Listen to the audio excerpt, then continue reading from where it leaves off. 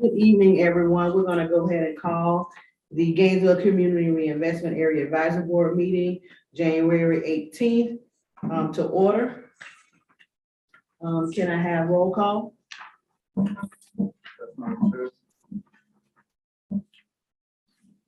Member Brown. Here. Member Osgood. Member Fox. Member Ivy. Member Mitchell. Present. Member Palmer. Here. Member Seawright. Here. We have 5 out of 9. We do have 4. Thank you. We have the next item is the adoption of the agenda. Can I get a motion to adopt agenda as presented or with corrections? One thing, Sorry. I don't know if the attendance tracker is part of the agenda. I'm sorry. Is What? the attendance tracker part of the agenda? I think that's backup. Why do we have that? We keep, Just to let us know? just to let the group know, absences relative to the excuse or non-excuse. And what counts as an absence, as you know, it's 3 out of 6. Yeah. And we Okay. keep a rolling calendar. Then no, Joe, no, Okay. then we'll talk about it and I'll bring up the communication. So can I get a motion for the adoption agenda? I'll make that motion. All right. Can I get a second? Okay, it's been moved and properly second to approve to adopt the agenda. All in favor, say aye. Any further discussion? All in favor, say aye. Aye. All opposed? Motion carries. Now we're asking for the approval of minutes. Can I get a motion for the minutes that were included in your backup for December 14th, 2021? I move that the minutes be approved as presented. Okay, we have a motion. Is there a second? Second. It's been moved and properly second that we accept the approval of minutes as presented. Any further discussion? All in favor, say aye. Aye. All opposed? Motion carries. Now we have communications. Under chair's report, I had a couple of things, and we also have an additional thing. So on your cover, you have me as vice chair. You need to make that change, chair and Michael Palmer as vice chair. And then I wanted to ask the question, on yesterday, they had the MLK celebration down at Citizens Field. And one of the things, it was the attendance was very well. And someone asked me, about the program with that deals with the heirs property. Which one is that? Item 3. Is that the heirs property program? So they asked about it, we talked about it, and it was interesting because also then I had a conversation with Commissioner Harvey Ward also about a program. We just talked about how great the program was. And I noticed, first let me ask the question, was CRA in attendance at the MLK event at Citizens Field yesterday? I'm asking the staff. No, okay. I knew that, but I just want to make sure y'all weren't in the corner around the corner and I didn't see you before I made my comment. I think that was a very missed opportunity. If we're gonna be the Gainesville area and we're gonna be talking about stuff to do, the community reinvestment, there's some activities that go on in the community that we need to be present at as a board or staff, or however we end up trying to do it. Because I thought that was a missed opportunity, because that was a very big subset of the persons that would need to utilize this service, and would have been good to have some information. I'm remiss, I probably should have had some with me. It was a prime opportunity. Not only were a lot of people there who would probably need to utilize that service, but there were a lot of organizations there who have their clientele are the same people. And so when we talk about a holistic approach to helping people to become self-sufficient and to save their homes, it would have been great if we could have had the information, so at least, and even have them announce it, to come to the table, like they did other agencies that were there. So I just wanted to throw that out there, that we should be looking, and I get it, because I do this too for a living, and I was there with a table for my agency. But, and I know we can't be at every event, but there's just certain ones that I think we should start looking at, especially when we know there are events that go on out there that really hit the population of people that are gonna be utilizing our services. So I just wanted to make that comment that, I thought about that when I was out there. So, yes. Knowing that Black History Month is coming up next month, there's going to be a continuation of events. I'm wondering if we could somehow, because sometimes my problem is actually knowing what's going on and being in the circle of when those dates and times are going to be. Yeah. So if there's some way that we could be proactive for next month and have a good grasp of what's going on for February, perhaps we can be coordinated next month. And I think it's good. I can help with that because I have to be at a lot of events from my day gig. So I could get you all some information of the events that I think I could probably get you calendars. Like right now, MLK Day just doesn't start on the 17th. That goes, they have events all the way into early February. And so there's a calendar of those type of events, so I can get that to the staff. And like I said, I don't think our expectation is to try to hit every single thing in it, but there are a few that you just kind of know. So, like for instance, in Juneteenth, you just kind of know we should be at the Juneteenth celebration at the top. You know, for some things, or there's something I forgot. There's a day that the Habitat for Humanity does. I guess they volunteer. I mean, it's just certain events that, you know, there's a lot of traffic and a lot of other agencies that can also, because we do a lot of stuff, but CRA we should be a partner. We should be partnering with a lot of these organizations, because, you know, everybody thinks we have all the money and they can't do nothing. We just need to get them all our money. But there are groups that they're doing okay financially. They just need help in getting people and getting clients and kind of coming together on different things. So yes, I can do my due diligence and get information to the staff of the different things, and they can get it out to everybody else about what's going on. Okay.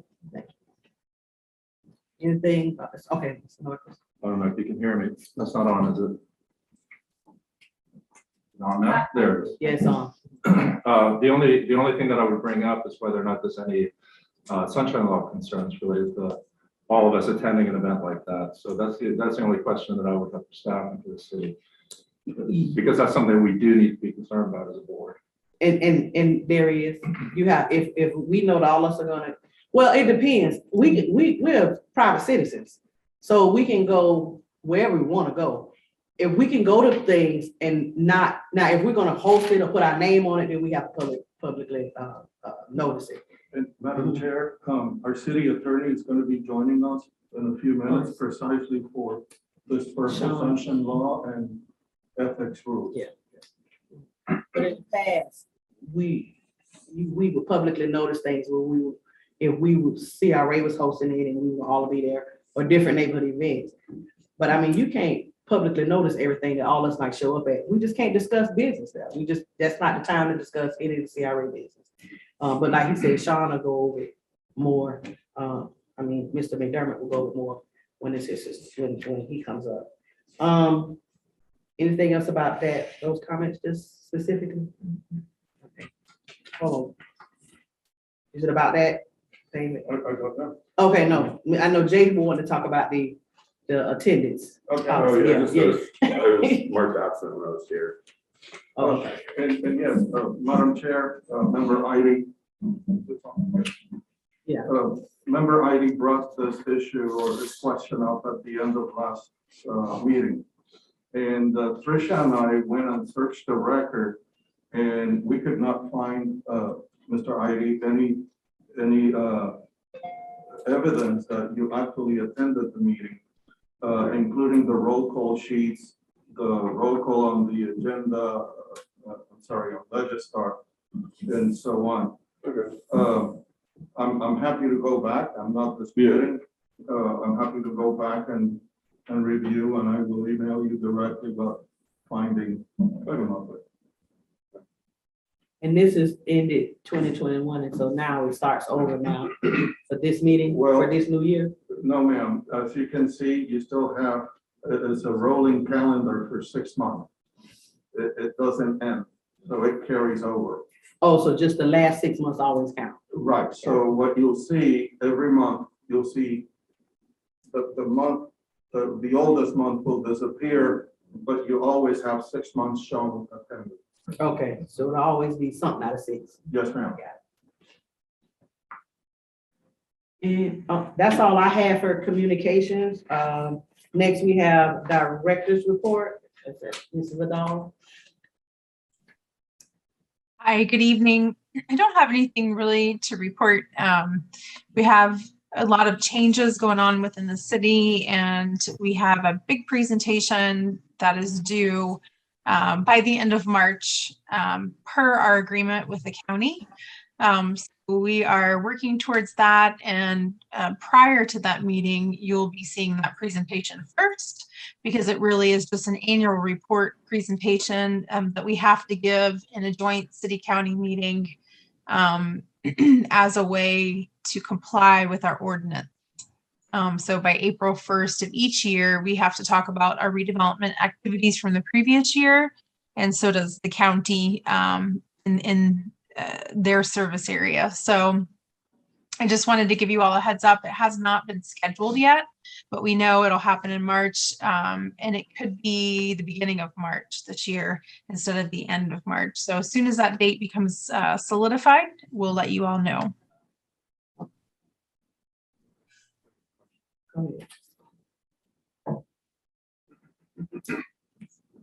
Hi, hello? Yeah, Is it on? I think so. I had a kind of a quick question, or I guess, kind of trying to gauge the temperature of where things are at right now with a lot of the transition and stuff like that. I wanted to see what your opinions were about some of those bigger items that were starting to be discussed towards the end of last year before a lot of things were going on. The kind of continuations of 8th and Waldo projects, Power District, some of the other items that we were looking at and evaluating, and when we might be able to, getting a sense of when we might be able to bring up those conversations again. You can, I'm Sarah Vidal, sorry, Chair. So you can ask about them anytime. We can also request that CAPER has become a different department now under Department of Sustainable Development. I just cannot think of their name. It's another very long name.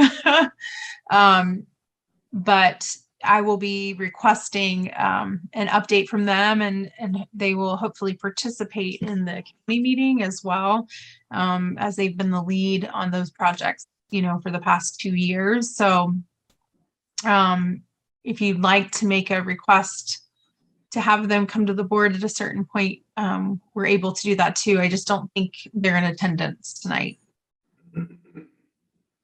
Thank you, Sarah.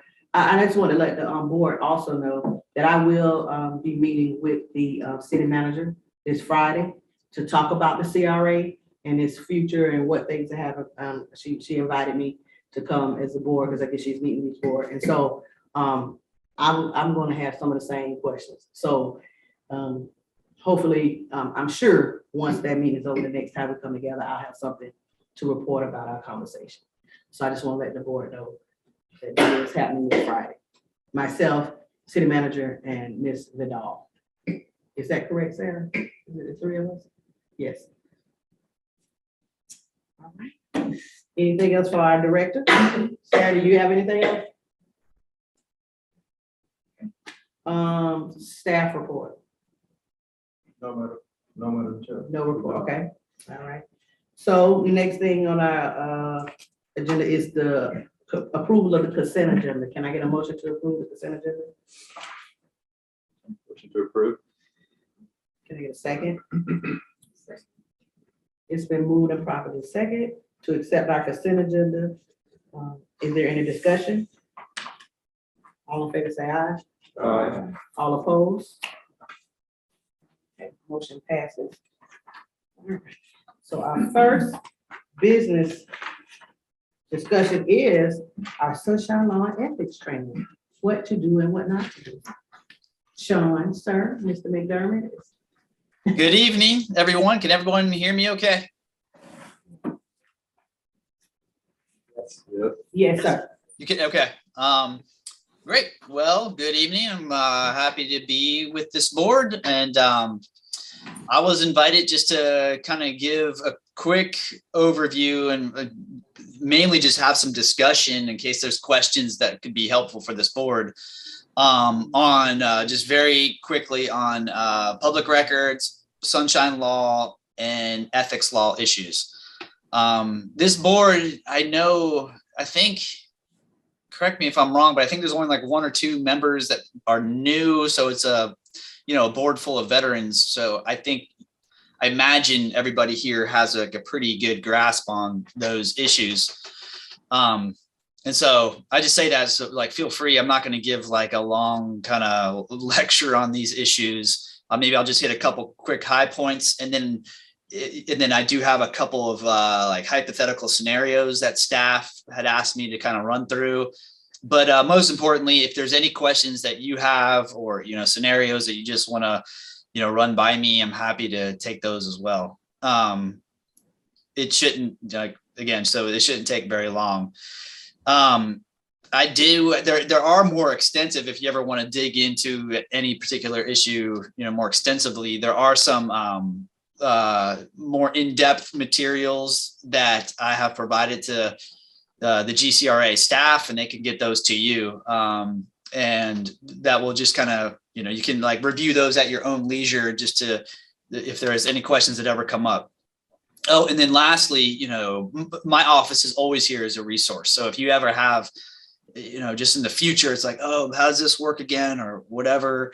If staff is not able to answer your question, feel free to reach out to me, and I'll do my best to help you as well. And my contact information is in those materials that staff can provide you. So moving right into it, the public records law. I mean, the only thing this we can just knock out real quick, that just for the purposes of your service on this board, it's just any kind of materials, whether it's like written, it can be like voice recordings, text messages, any kind of place where data is collected that has anything to do with your duties as a board member, and whether those materials are made or received, those have to be kept by the city for a certain amount of time. And so, yeah, just remember, anything that it doesn't matter if you're out in Publix or whatever, and somebody gives you a document and like, oh, I know you're a GCRA member. Like, can you take a look at my housing issue and see if this would be applicable to one of the GCRA programs? Like, that's a public record under the law, and so those have to be kept by the city. So the easiest thing to do, just keep that in mind. Any kind of data, just make sure you turn it over to staff so that we can keep it properly for the city.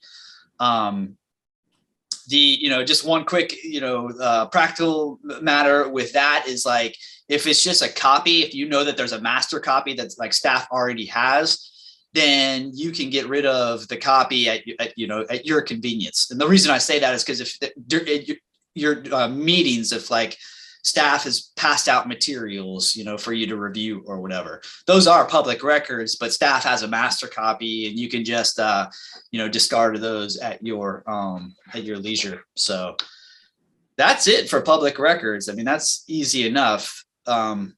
What I do before I just transition into the sunshine law, just like, keep in mind, because people get this confused. The public records law is broad and it applies to anything made or received by you. It has nothing to do with like, just another board member, as opposed to moving into the sunshine law. That just applies, that law is just purely applicable to the members in relation to each other on this board. And what I mean by that, what the law is it's and I'll just read some language from the Florida Supreme Court. It's this is when the sunshine law is applicable. It's when any gathering, formal or casual, so this is a formal meeting of this board, but it could be at a Publix or whatever, but any gathering, formal or casual, of 2 or more members of this board with any type of, and this is a key word, discussion on any matter that will foreseeably come before this board for action. That's a meeting that has to be open to the public. The key thing here is, you know, and I think Madam Chair, there was a hypothetical that came up, and Madam Chair nailed it with, you know, the key word to keep in mind with this definition is it pertains to a discussion between the multiple members of this board. And so, I mean, some quick examples is like, you know, if the board did want to attend together with anybody else in the private world, wanted to attend, you know, the MLK celebration or any other event that there may be, that's perfectly fine. And in fact, I'll even go so far as to say this, like if you were asked to speak at those events, that's permissible too. So even if there's multiple members of this board that were asked to speak, along with, you know, whoever, a whole list of other invitees, you know, that's permissible. Because again, remember the key word within that definition is it's a discussion. What triggers the Sunshine Law is when one board member on this board starts having a discussion with another board member. So that's why I imagine, you know, folks on this board are politically savvy or involved.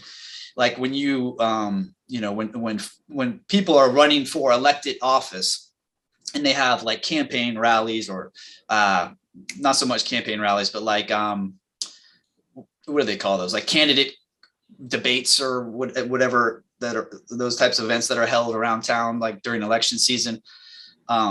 That's why those can kind of go on without being like an official city event, is because the way those are conducted, if you pay like careful attention, is, or at least should be conducted, I should say, is it's not a discussion between, say, two elected officials.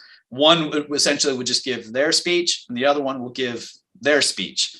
But there's no back and forth. There's no in reply to, you know, what he or she just said. This is how I want to reply to that. So there's no like two-way discussion, in other words.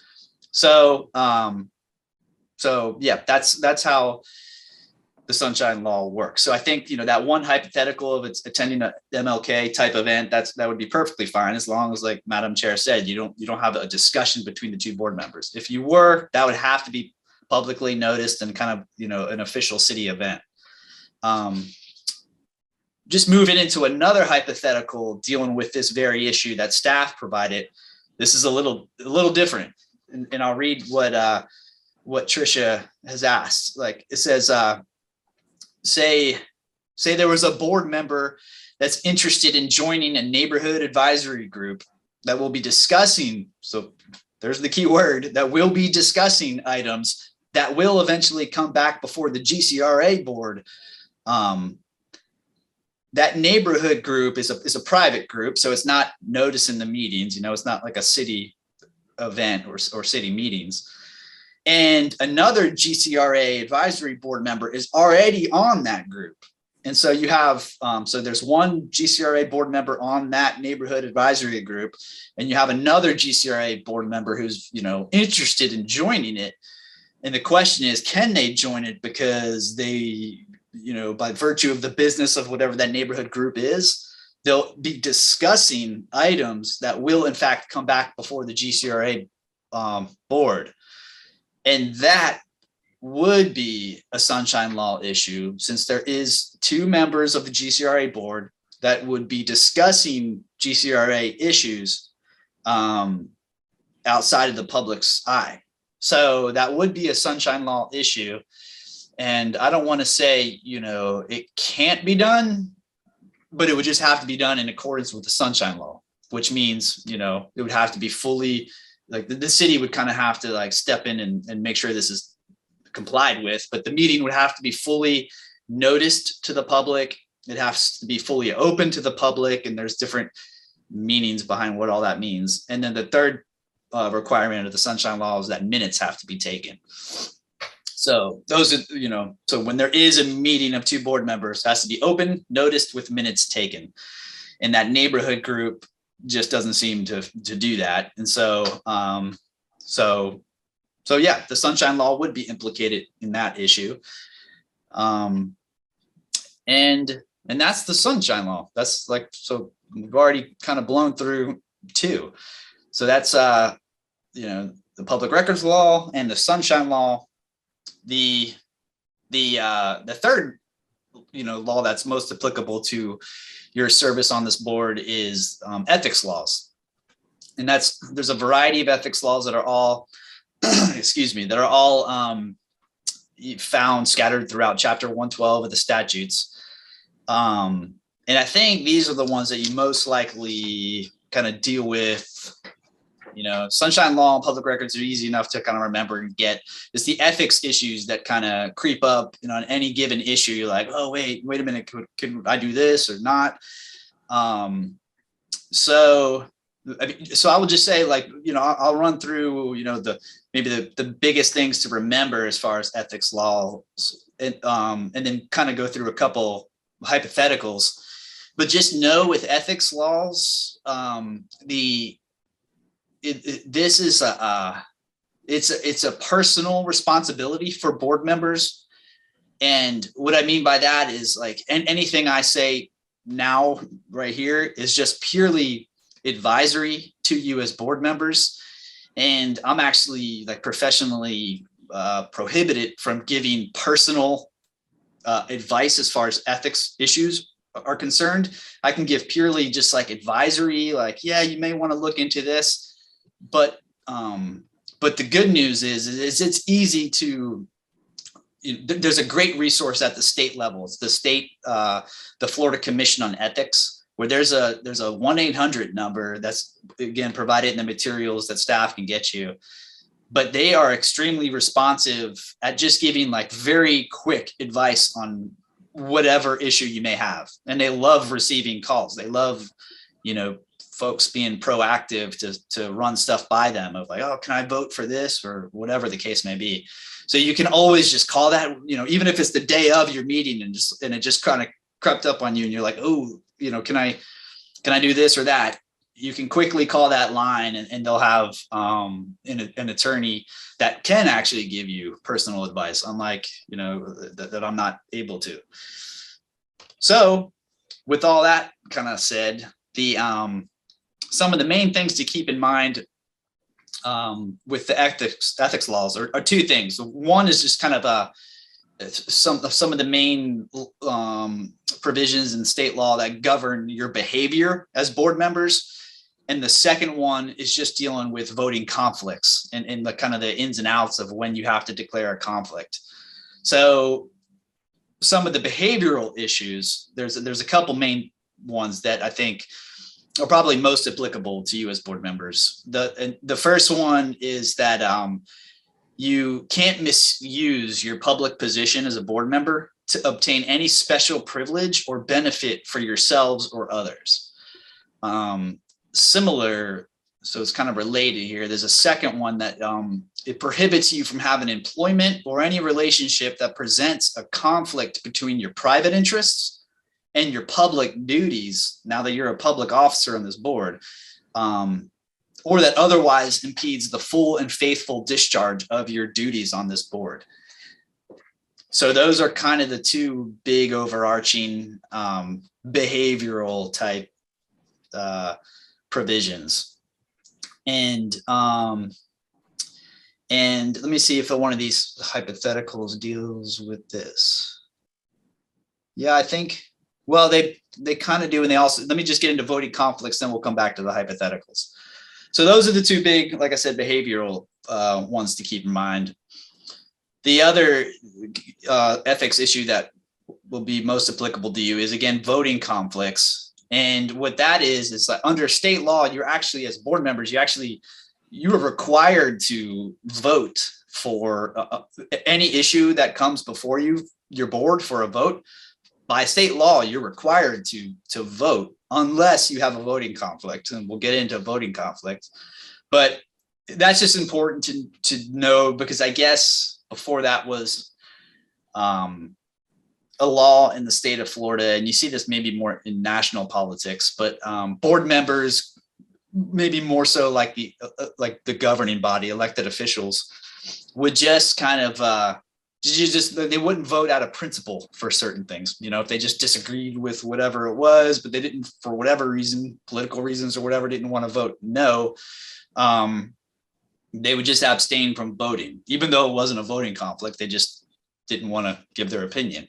But anyways, so state law corrected that and says, no, in fact, you have to vote on this. And the only exception to that state law is if you do have a voting conflict.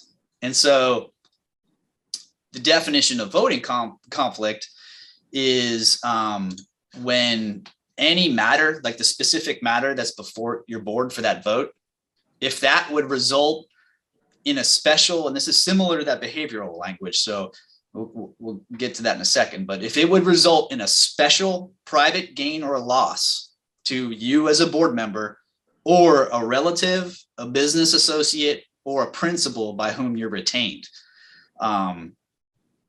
So then, and the state law provides definitions for relative and the business associate and principal by whom you're retained.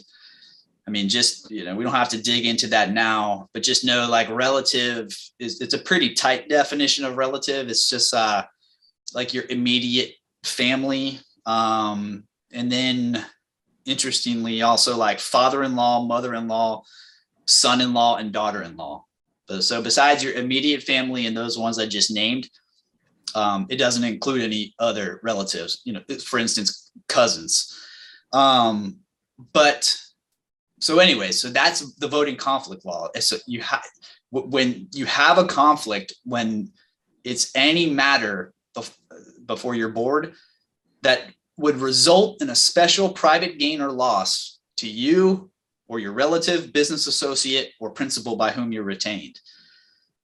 Now, like, you know, that language seems, you know, clear enough upon first blush, but it's always, you know, every particular situation will always, you know, or I don't want to say always, but there could be lots of situations where you end up scratching your head of just, does one of those class of folks, including myself, have a special private gain or loss? So, you know, again, in just like a purely kind of advisory role here, I think it could be helpful to work through a couple scenarios to like kind of work that out to see, you know, just to think through it. And so we have two here, and I'll take maybe the easier one first. This is, so say a board member owns a business in the district, you know, so in the GCRA district. So say there's a GCRA board member that owns a business in the GCRA district, and the issue that's coming before the board for a vote is some type of economic development grant program that comes to the board for a vote. And the question is, would that board member need to recuse themselves from voting? And also, could their business participate in that program? So this is where it gets, you know, interesting. And remember, if you always point you to the commission, because they can run through your particular, so like fact-based, you know, any ethics issues are so like case by case. It's hard to give like bright line general rules. So it's always a good idea to kind of run stuff by them. But just at a very high level, I will say that language that we just read for voting conflicts, a couple key things. Remember, it's if the issue results in a special, and that's kind of the key word here, special private gain or loss to yourself, a relative, business associate, or a principal by whom you're retained. So it's if it's a special private gain or loss. So in other words, what does that mean? And I will say, just from a high level, like the ethics kind of jurisprudence in this state, the best way to interpret that is if it's a type of, if the issue that's before your board would benefit, say, the entire area that your board discusses, you know, the entire GCRA area. If the issue that you are, you know, voting on would apply equally to anybody within that broad GCRA area, then it most likely is not a special gain or loss to yourself or others. you know, it's just equally applicable to anybody, even though in this case, I think it was, you know, you happen to own a business within that GCRA area. So, you know, I think, you know, so my informal advice in that case would be, you most likely don't have a voting conflict because, you know, it's not necessarily, it wouldn't be necessarily a special, something that's kind of particularized to your business. You know, it's just something that a general program that's being offered throughout the GCRA district that you happen to potentially benefit from as well, together with anybody else in the district. So most likely, you know, that's all to say, most likely not a conflict, but I would always, again, encourage to, you know, make sure of that by calling the Florida Commission on Ethics. The other hypothetical is a little trickier, and we'll get into that. That's, say, again, this is a board member, that GCRA board member that lives in the GCRA district, and a residential grant program comes before that board for approval. So kind of the same so far. But the board member's neighborhood is not included in the program's eligible areas. So that's where there's a little distinction there. It wasn't a program that's applicable throughout the GCRA. It kind of had a subset of the GCRA that this program was intended to apply to. But then that the board member recommends adding their neighborhood to that program area. Would they need to recuse themselves from voting? And could they participate in the program? So you can see some of kind of the key factual differences there would be that it wasn't a program that just applies across the board to the GCRA. It was intended as originally structured for a smaller subset, but that board member is looking to, you know, to pull their neighborhood into what could be a beneficiary of that program as well. In that case, going back to the language of voting conflicts, you know, if it would result in a special private gain or loss, and not just the voting conflict language, but also the general behavioral ethics provisions that I read earlier, which was you can't use your public position to, and this is similar language, but to obtain a special privilege or benefit for yourselves or others. So, you know, in this case, long story short, is I would weigh towards the conclusion that that is a voting conflict, because, you know, you could be perceived, even if it wasn't your intent, but it could be perceived that you're using your, you know, privilege and authority as a board member to kind of alter this program in a way that benefits you in a special way. But what I mean by special is, like, you know, that it was by your speaking up and kind of, you know, adding some influence to this program that potentially you're going to be eligible for it, as opposed to it was just, you know, going to be applicable throughout the GCRA. It had nothing to do with your input to that. So in that case, you know, and also because I think it's just like anybody who's a parent with, you know, the type of advice you would give your kids, like if there's ever a gray area, just like, you know, my advice is always to err on the side of going above and beyond to do what is right, you know? So if it's ever gray or confusing, it's better to just declare a conflict and not even kind of engage in stuff that could just have the appearance of being potentially kind of at issue with Florida's ethics laws.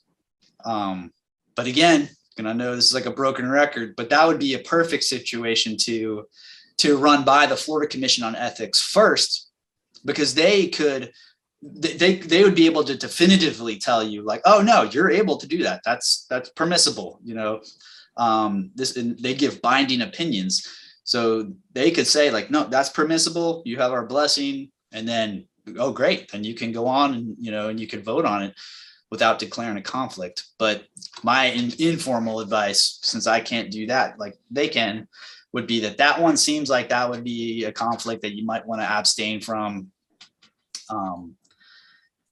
Yeah, and in the way, just a couple technical details, the way you do that is, and again, I provided this to staff and the materials, but the way you abstain from a vote, if you have a voting conflict, is you announce it whenever the vote's being taken.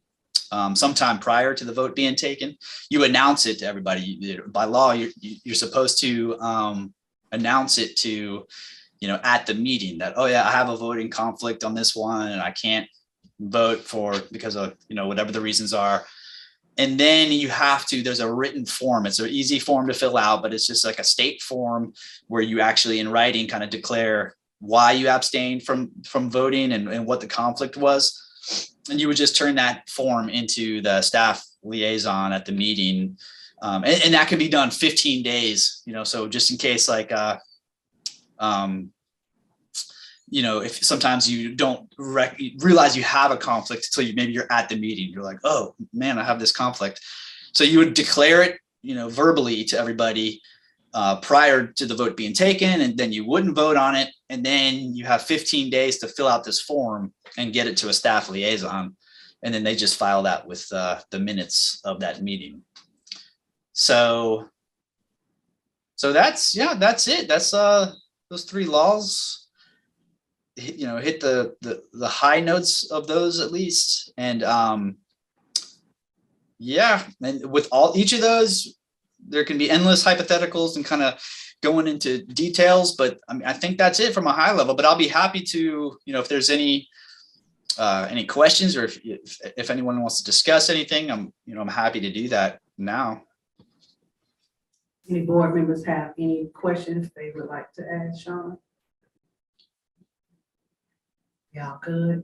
We all know what to do and what not to do. All right, Sean, we're good. All right, that sounds good. Well, you know where to find me, and yeah, thank you for your service on the board. Thank you for coming. All right. All right, our next business item is the Historic Home Stabilization Program follow-up. Hello, everybody. Thank you. Let me pull up my presentation.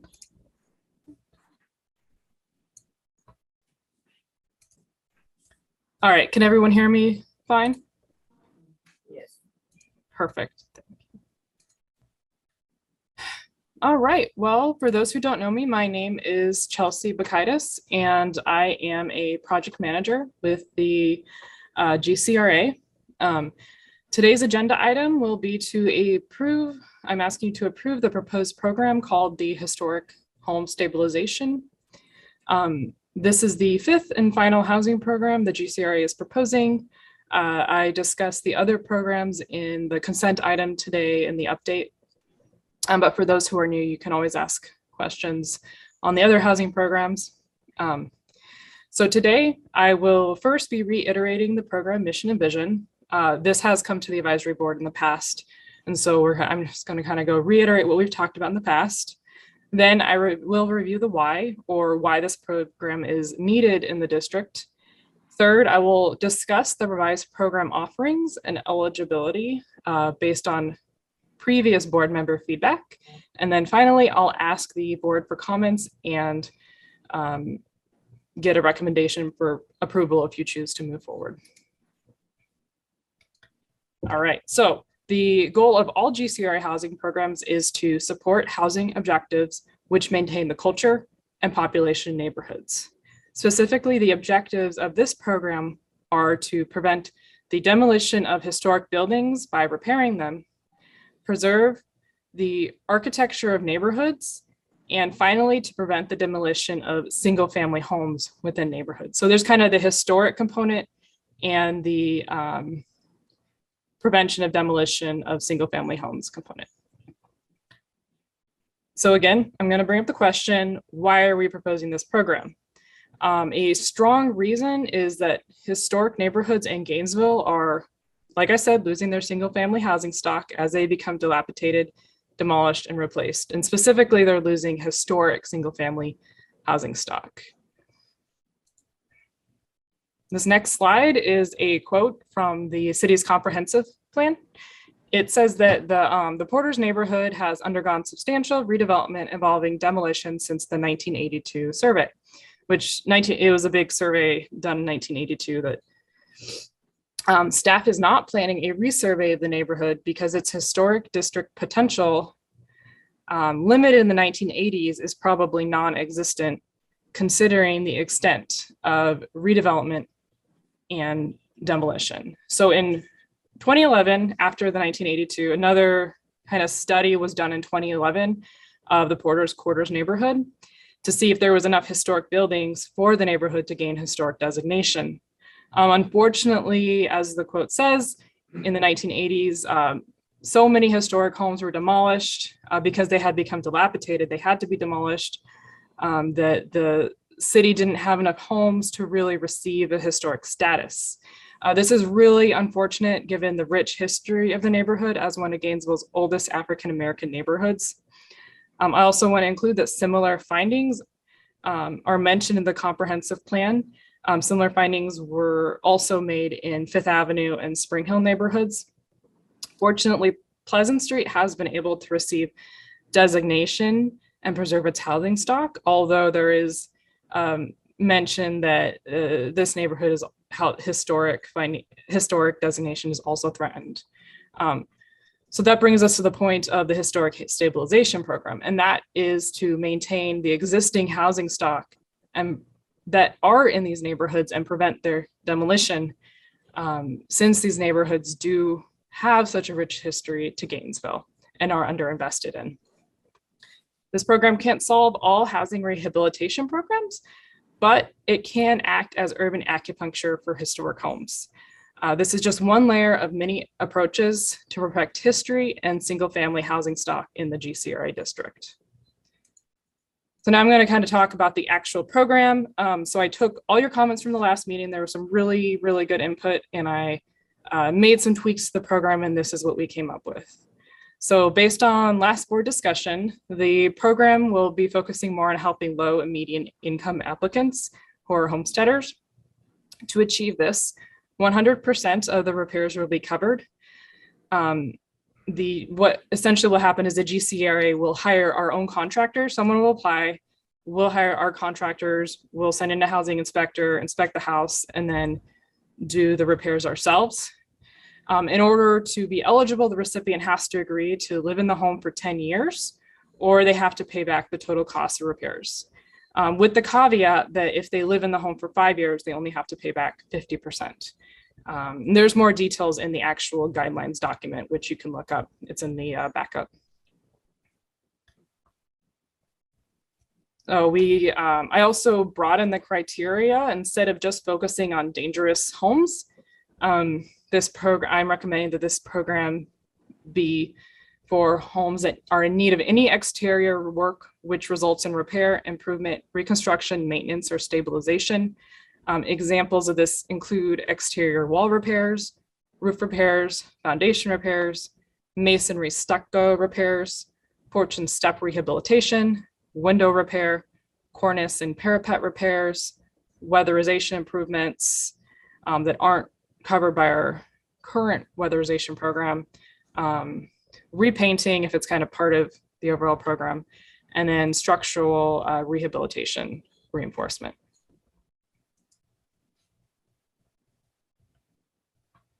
All right, so to be eligible, the property must be a single family home. It must be recognized as a historic structure.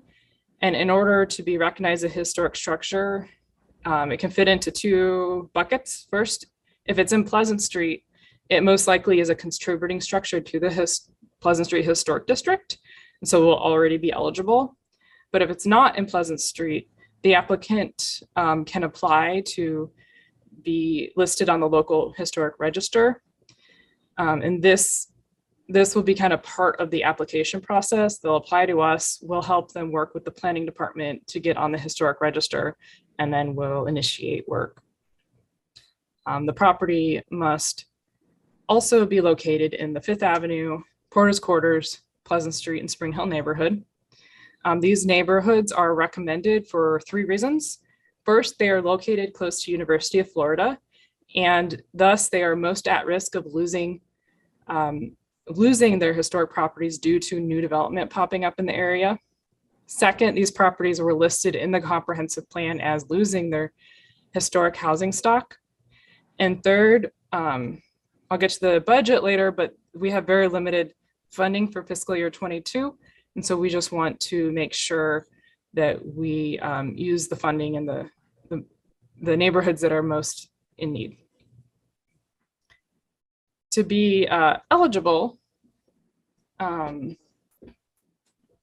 recipients must own or occupy the own and occupy the property. They must be a low or median income earner, and this was based off of a motion that the advisory board made in October. And that motion was to prioritize applicants that make a low and median income and also the homestead. So before we had some wiggle room if maybe you didn't own the property or you didn't live in the property. But this time, just to kind of really focus our spending, we're recommending that the property be occupied and that the applicants must make below a median income. And then also similar to the Housing Community Development Rehabilitation Program, we are going to require that applicants attend a mandatory homeowner education workshop to learn about how to protect their investment. Right. So we have $77,000 budgeted for fiscal year 22. Awards will be determined per an annual application period that will review and give funds to those homes that are most needing improvement. And the program will be reviewed at the end of the year, and new considerations will be given for fiscal year 23. And that will include perhaps an increase in funding or change in funding. We'll be looking at our lessons learned and then evaluate who participated and if we need to change our guidelines at all. All right. I'm going to close. The recommendation to the advisory board is to approve the Historic Home Stabilization Grant Program as presented, once approved by the city attorney as to form and legality. Again, I want to thank you for your time. I'm here to answer any questions. I'm now going to open the floor to board member discussion. Thank you. Any board member would like to have any comments? Member Paul. Hi, Chelsea. Thanks. It's great to see some of these changes that we had discussed in the past come forward through this. I guess two quick questions that are kind of relating to this. Is there, maybe this might be once we go through city attorney review, but I wanted to ask about what constitutes ownership, whether, you know, because we might run into situations where somebody has, say, a 1/5 ownership of something that's owned in like an heirs property or something like that. So I'm, you know, I know that situation happens fairly frequently where it might be a couple of family members actually own the property, but only one person is living in there. And, you know, I wouldn't want to prevent somebody that's in that situation. Yeah. Oh, yeah, that's a great question. So first, if they're an heirs property, we would send them through the heirs program. But even if the, you know, the title is cleared, they still could have like co-ownership. So we would give the grant to whoever lived in the property. So they would have to homestead the property too. Does that answer your question or? Yes. Okay. Yeah, I just want to make sure that consideration, you know, comes through and goes through legal review, because I think that would be unfortunate for somebody to, you know, be missed out on this program just because their family, they own it with family or something like that. Oh yeah, yeah, definitely.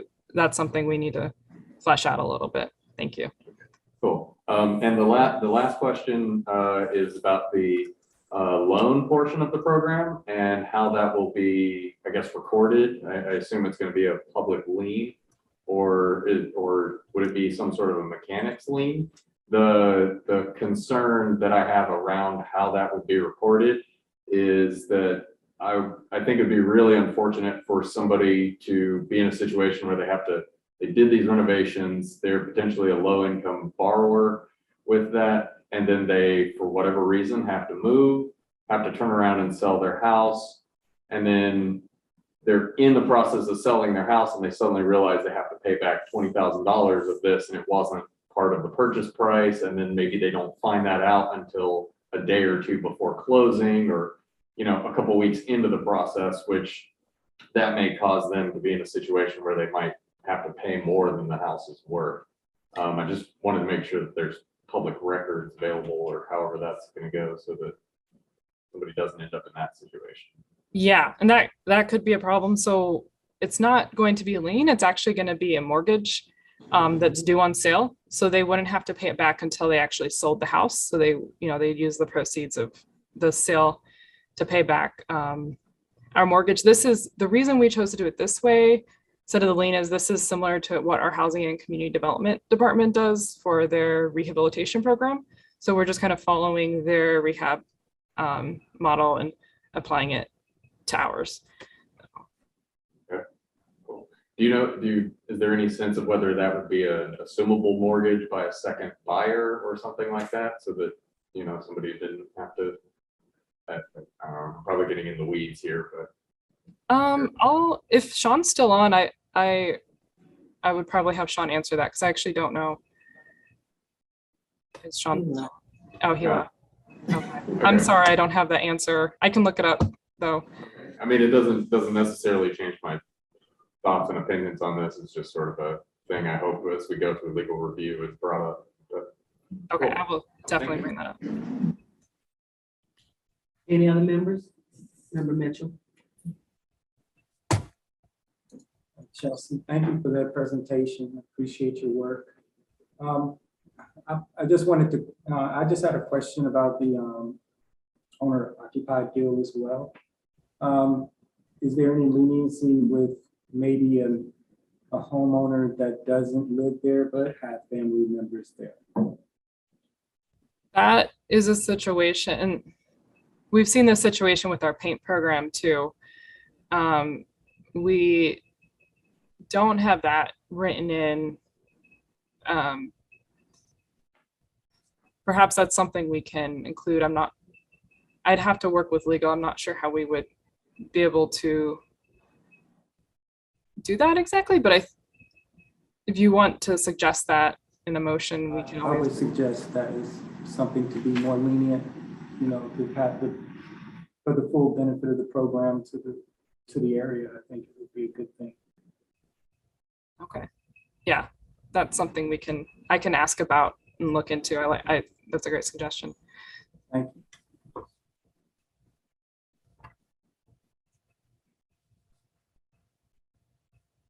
Any other questions? Any from any members?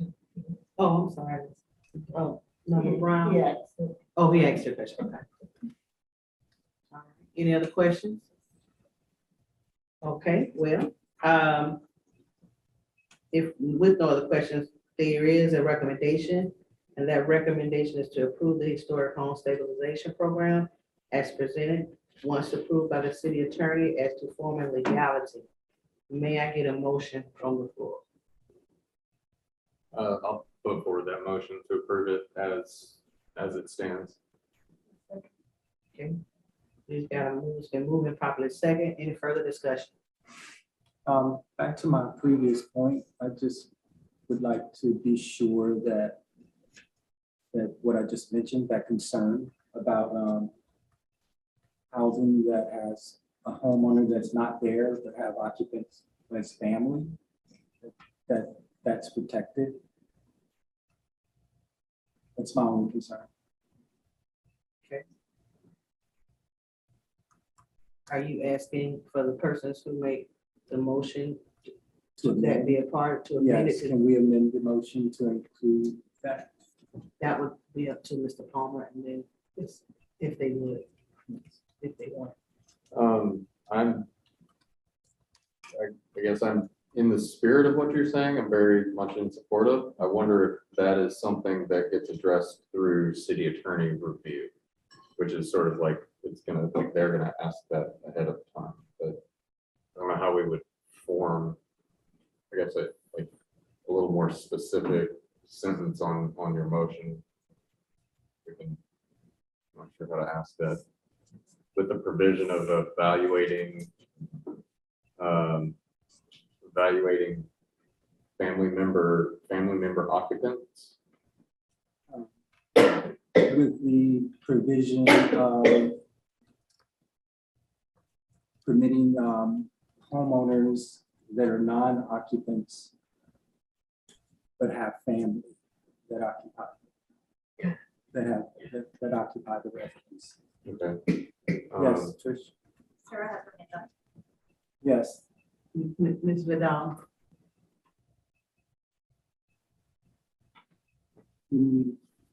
Thank you so much.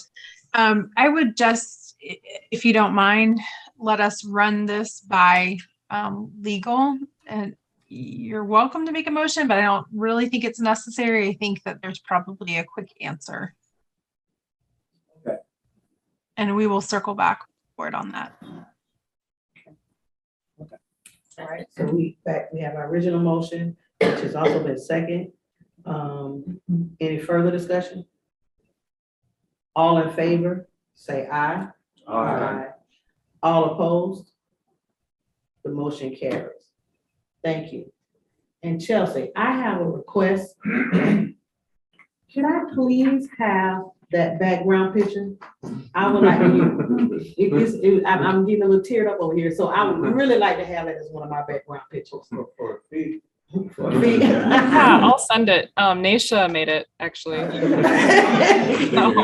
She's already got it formatted as a background and work. I'm gonna file a FOIA request for that. You have to do a public records request. Thank you. All right. Any public, we don't have any public here. Oh, anybody on the screen, public comment? None. All right. Any member comment?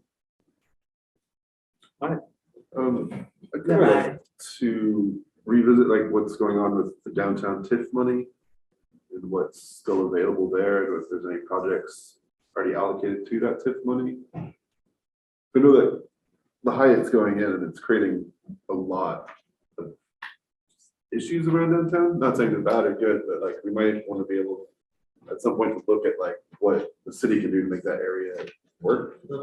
Like if that comes up and then it blocks out the sun for half of the day, maybe we need that lighting or some other type of thing down there. Anybody? Sarah, is that something that you all can look at and bring back some information on? Yeah, we can certainly give you an update on the budget. It'll be part of our end of the year update, if you will, for the JCC meeting, as I mentioned earlier. But if you have very specific questions, the downtown TIF member eating, then I'm happy to meet with you. Just reach out. Thank you. Okay, thank you. The one thing I'd like to just ask for when you do have your meeting with the city manager. Yes, sorry. Let's see, right. Yeah, I'd just like to, make sure you ask about the power district and the RTS site. Those are two things as a downtown business owner are I've got interest in. I don't know if it's special or whatever, but those are things I'm very curious as the status of. Okay, and if any members have any other questions for that meeting, if I can ask Sarah, would you email her the questions so they don't come to me? Yeah, okay. Got it. Okay. Is that fine, Sarah? Yeah, that'll work. Thank you. I just want to make sure we get everybody's question. All right, member Mitchell. My question pertains to when is the next time we can expect to hear from Eric and his team, Caper, Special projects division. 8th and Waldo? When is the next time we can expect them to be updating us? I will find out. I have a meeting with his supervisor on Friday. And so hopefully I'll kind of understand what changes are happening and when we can get them back to make an update. Thank you. Anybody else? All good, all well. All right, our next meeting is Tuesday, February 15th. It's the 16th. Okay, Tuesday, February 16th at 5:30 p.m. And at any time, if any members have any questions, please email the staff. And then that way, if you wanted some extra information, she can bring it to you when we meet. So you don't have to wait for a whole month, or 2 months for something that they might be able to answer the question to. I stand corrected. Okay, You were right. it is the 15th. Okay, thank you. But I was just reading off the paper that you gave me. Sorry. You had it right. All right. So if there's no other business, the meeting, hold on. The meeting stands adjourned.